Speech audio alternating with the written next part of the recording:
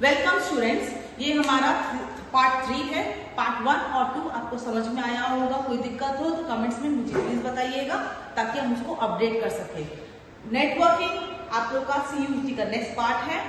Networking SQL ये दोनों ही part आपका कंपल्सरी में भी है और सेक्शन में भी है, चाहे वो आप IP ले लो चाहे कंप्यूटर साइंस। तो ये इसको अच्छे से करिएगा, आपका काफी सारा पार्ट इजिली कवर हो जाएगा। ठीक है, तो नेटवर्किंग का मतलब होता है अगर हम नेटवर्क बनाना चाहें, मेरा कंप्यूटर A है और B है, मिनिमम 2 कंप्यूटर चाहिए नेटवर्क बनाने के लिए। एक होगा सेंडर, एक होगा receiver. Sender sends the message to the receiver और receiver receives it and vice versa. कि अगर ये हमारा सेंडर है, ये हमारा रिसीवर है, ये बन जाएगा सेंडर, ये बन जाएगा रिसीवर। तो कनेक्शन ऑफ मिनिमम 2 और मोर कंप्यूटर्स होना चाहिए नेटवर्क बनाने के लिए। और नेटवर्किंग क्यों बोलते हैं? जब हम लोग इस पे काम शुरू कर देते हैं। नेटवर्क बनाते किस लिए हैं? नेटवर्क बनाते इसलिए है ताकि हम लोग इंफॉर्मेशन शेयर कर सकें। अगर हम लोग फॉर एग्जांपल एक कैफे है या कोई ऑफिस है, अगर वहां पर 100 कंप्यूटर्स है ऑफिस में, या फिर चलो मान लो और कम कर देते हैं, छोटा सा ही ऑफिस है, अगर 10 कंप्यूटर है तो 10 कंप्यूटर के लिए 10 प्रिंटर का जरूरत नहीं है। We share the same peripheral devices to all the computers. तो हम लोग क्या करेंगे, एक ही प्रिंटर लेंगे और सब शेयर करते हैं। तो शेयरिंग ऑफ रिसोर्सेज, अगर हम एक रिसोर्स को शेयरिंग करें तो हमारा ओवरऑल बजट रिड्यूस हो जाता है। तो इसीलिए हम लोग नेटवर्क बनाने का बहुत सारा फायदा भी है। नेटवर्क बनाने का सबसे बड़ा फायदा ये है कि हम लोग रिसोर्स शेयर कर सकते हैं। हम लोग का डेटा बहुत पर्सनल लेवल पे का रहता है कि ग्लोबली ये या बाहर वाला कोई इस पे अनलेस कोई एक नेटवर्क का डिवाइस में कोई कनेक्ट ना करे तब तक ये सिक्योर्ड है। नेटवर्क बनाने में हम लोग कोई इन्फॉर्मेशन शेयर करना चाहते हैं तो पूरा नेटवर्क को एक साथ कर सकते हैं। नेटवर्किंग का फायदा क्या है ये आपको बताने का जरूरत है कि day to day you people are using WhatsApp से लेकर फेसबुक से लेकर इंस्टाग्राम, हम लोग पर्सनल लेवल से लेकर ग्लोबली सब कोई कनेक्टेड है। ये सोशल साइट के थ्रू कनेक्टेड है, लेकिन हम लोग कनेक्टेड है। यहाँ पर नेटवर्क में सबसे बड़ा डिसएडवांटेज क्या है? अगर एक भी डिवाइस में अगर आपका कोई हैक हो गया या आपका कोई आउटसाइडर्स उसमें इन कर गया तो क्या होगा, पूरा का पूरा सिस्टम में अगर वायरस भी आ गया तो पूरा का पूरा सिस्टम को वो हार्म कर सकता है। तो इसीलिए नेटवर्क को सिक्योर रखना बहुत ज्यादा जरूरी है। नेटवर्क बनाने का सबसे बड़ा फायदा क्या है कि रेड्यूस कॉस्ट। अगर हम लोग स्टैंडर्ड ले, प्रिंटर ले या कुछ और भी हम लोग एक्स्ट्रा कुछ एड ऑन करना चाहते हैं तो वो सब शेयर कर सकते हैं। तो हम लोग ओवरऑल बजट है या कॉस्ट है। इवोल्यूशन ऑफ नेटवर्किंग, सबसे पहला जो इंटरनेट इंट्रोड्यूस हुआ था वो हुआ था 1969 में। कौन किया था, कब हुआ था? 1969 स्टार्ट हुआ था, जिसका पहला नेटवर्क का नाम था एपरनेट। तो ये ऑब्जेक्टिव क्वेश्चन में ज्यादा पूछता है।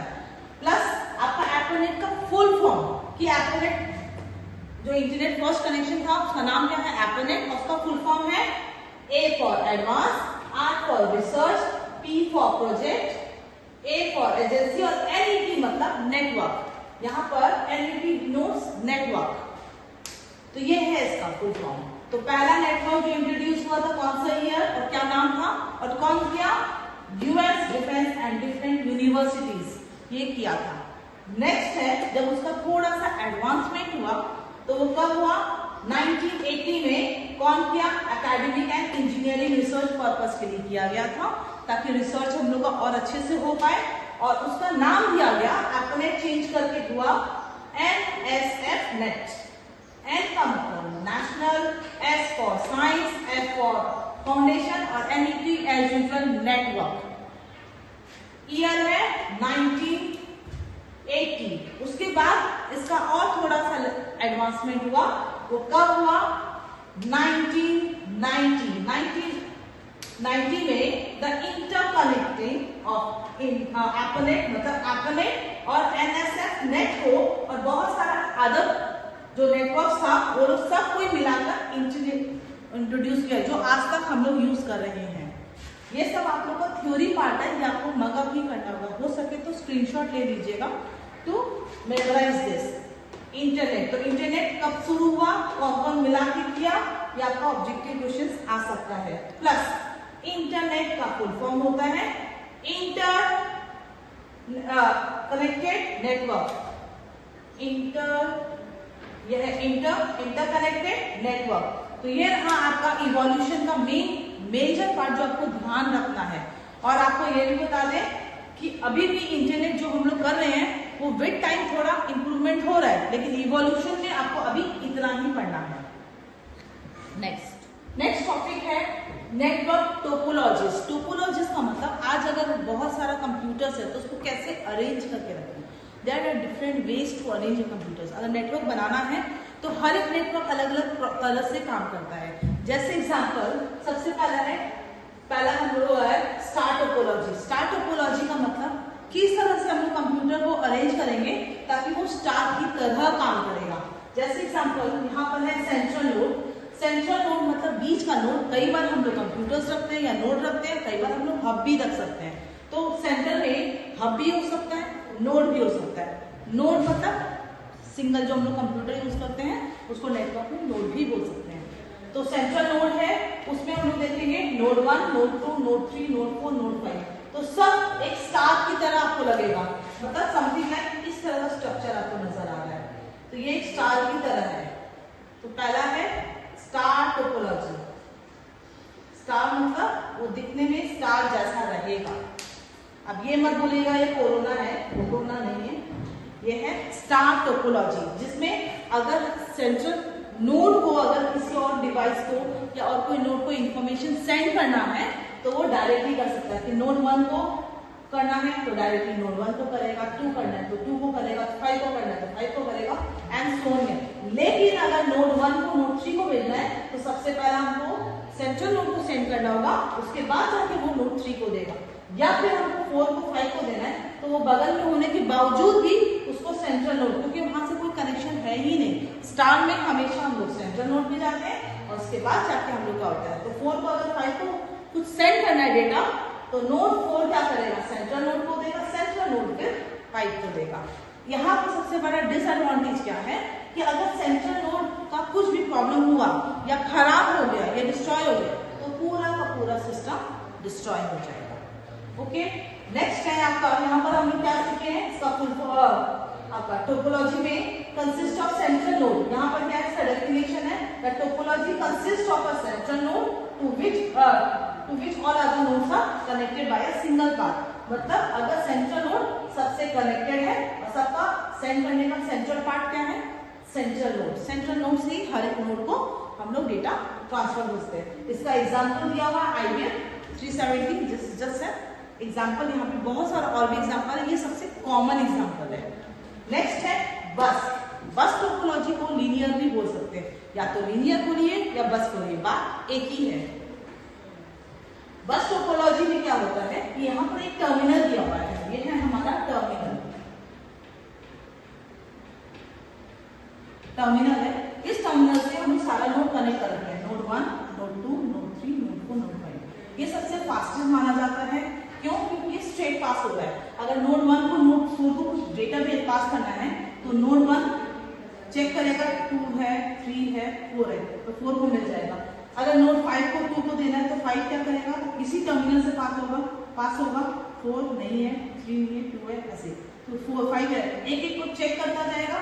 जिस नोड का पाथ हम लोग को जो भी एड्रेस दिया हुआ है और उसी नोड को जाके इंफॉर्मेशन पहुंच जाएगा। तो बस हो या लीनियर हो consist of a single length of the transmission. Single length है जिसको हम लोग टर्मिनल बोलते हैं। नॉमिनेट कोएक्सियल केबल हम लोग यूज करते हैं क्योंकि ये एक तरह का केबल है जिसके थ्रू हम लोग का डेटा पास हो रहा है onto the which various nodes are connected। इससे क्या हो रहा है, हर एक नोड हमारा कनेक्टेड है। कोएक्सियल केबल जनरल केस में है, लेकिन कोई कोई हम लोग और भी लगा सकते हैं, ठीक है। अभी फिलहाल कोएक्सियल केबल के, क्योंकि ये हम लोग का केबल्स कौन कौन सा होता है वो हम लोग का नेक्स्ट पार्ट है, ठीक है। कि ये आपका वायर जो डेटा पास होता है वो नॉर्मल वायर नहीं होता, वो स्पेशल वायर है। यहाँ पर हम लोग कोएक्सियल केबल ज्यादातर यूज होता है, इसलिए कोएक्सियल केबल लिखिए। नेक्स्ट है आपका रिंग या सर्कुलर। रिंग को हम लोग सर्कुलर भी बोलते हैं, ठीक है। यहाँ पर क्या है, सर्कुलर मतलब node 1 connected to node 2, 2 connected to 3, 3 connected to 4, 4 connected to 5 and 5 to 1।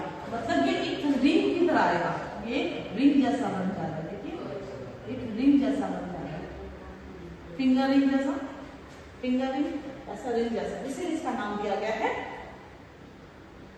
Ring topology. Ring topology को हम लोग बोल अगर 1 को 4 को कुछ भेजना है तो आप क्लॉकवाइज भी भेज सकते हो, एंटी क्लॉकवाइज, जो अगल बगल का जो नोट्स है उसको हम लोग पास कर करके भेजते हैं, क्योंकि डायरेक्टली एक दूसरे से और कोई कनेक्ट नहीं है, सिर्फ नेबरिंग नोड से हम लोग कनेक्टेड है। तो यहाँ पे डेफिनेशन देखिए, each node are connected to और ओनली 2 नेबरिंग नोड्स, मतलब सिर्फ 2 ही होगा और वो भी नेबरिंग नोड से ही कनेक्टेड है।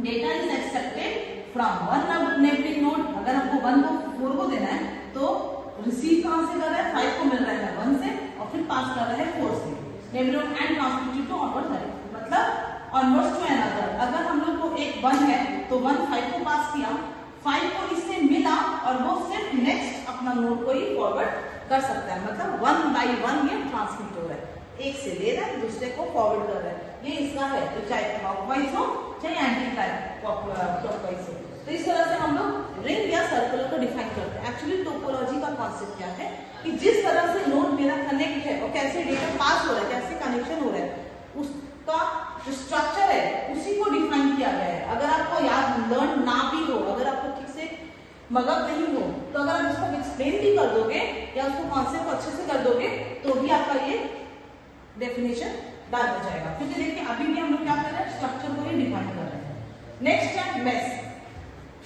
ईच नोड, यहाँ पर मेस मतलब ध्यान से समझिएगा कि 1 है 2 से कनेक्टेड, 1 3 से कनेक्टेड, 1 4 से कनेक्टेड, 1 5 से कनेक्टेड, ठीक, 2 1 से कनेक्टेड, 3 से 4 से 5 से, 4 1 2 3 5, मतलब हर कोई एक दूसरे से कनेक्टेड है, 5 भी इससे भी कनेक्टेड है, मतलब हर कोई एक दूसरे से। पहले इसको मेस बोलते थे, लेकिन आजकल मेस में क्या हुआ है, इसको तो कंप्लीट बोल रहे हैं। जैसे एग्जांपल आपको यहाँ पे एक एग्जांपल लेके बता रहे हैं,